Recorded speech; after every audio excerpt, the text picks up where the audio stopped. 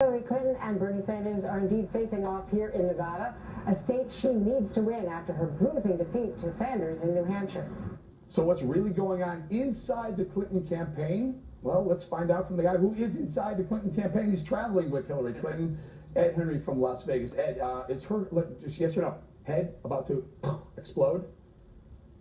It's getting closer. I mean, I do think there's real nervousness from the advisors that I talked to.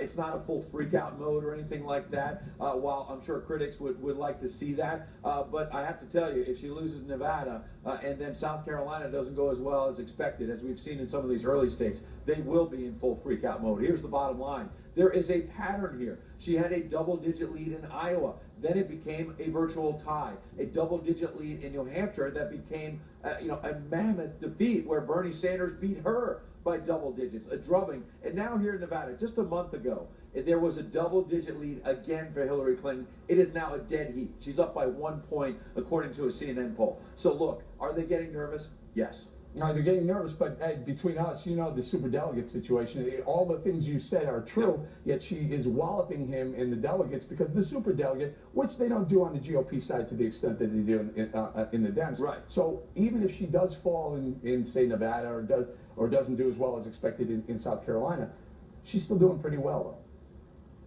She is still doing well. What I would point out, though, is losing Nevada would be about more momentum going to Bernie Sanders, number one. Number two, superdelegates are important. They are basically party bosses, officials, members of Congress who have their own vote. And so she can pad her numbers, but in the long run, it's only about 10 or 15% of the total you need to win. Yeah. So yes, superdelegates can help her, you're right, but it's not going to put her over the top. And the final point I'd make is, in terms of momentum, I mean, look, we keep hearing about a Clinton firewall. 2 nights ago in Atlanta at Morehouse College, historically black college, Bernie Sanders had 5,000 people. I've been all around the country with Hillary Clinton, as you said. Let's point out the firewall being the African-American vote starting in the South, starting in South Carolina, moving south.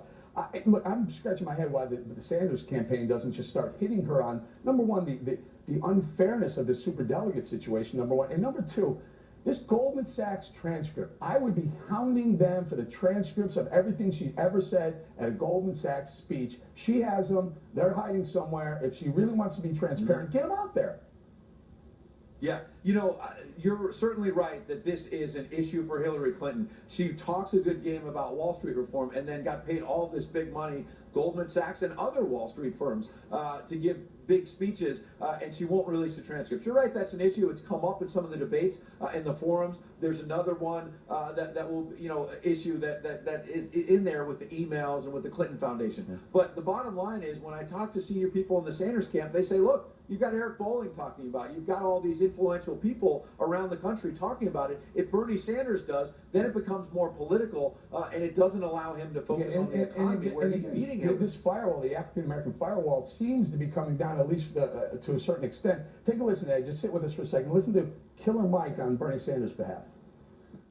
I talked to Jane Elliott a few weeks ago, and Jane said, Michael, a uterus doesn't qualify you to be president of the United States.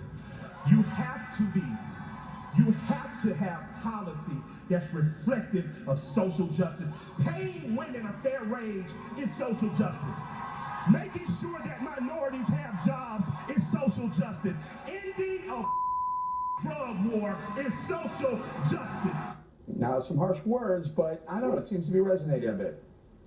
Well, yes, and there was another African-American former state lawmaker who was at that same rally who, by the way, said, there is no firewall. You do not own our vote. She was talking about the African-American vote to Hillary Clinton. You don't own our vote. You have to earn our vote. So rapper Killer Mike is making a fair point there. And remember, Bernie Sanders beat Hillary Clinton among women in New Hampshire. So that whole question about whether just being a woman will help her, that's obviously some question about that. But final point, on the other hand, let's point out that Killer Mike told us that he endorsed Bernie Sanders after, quote, reading his tweets and smoking a joint.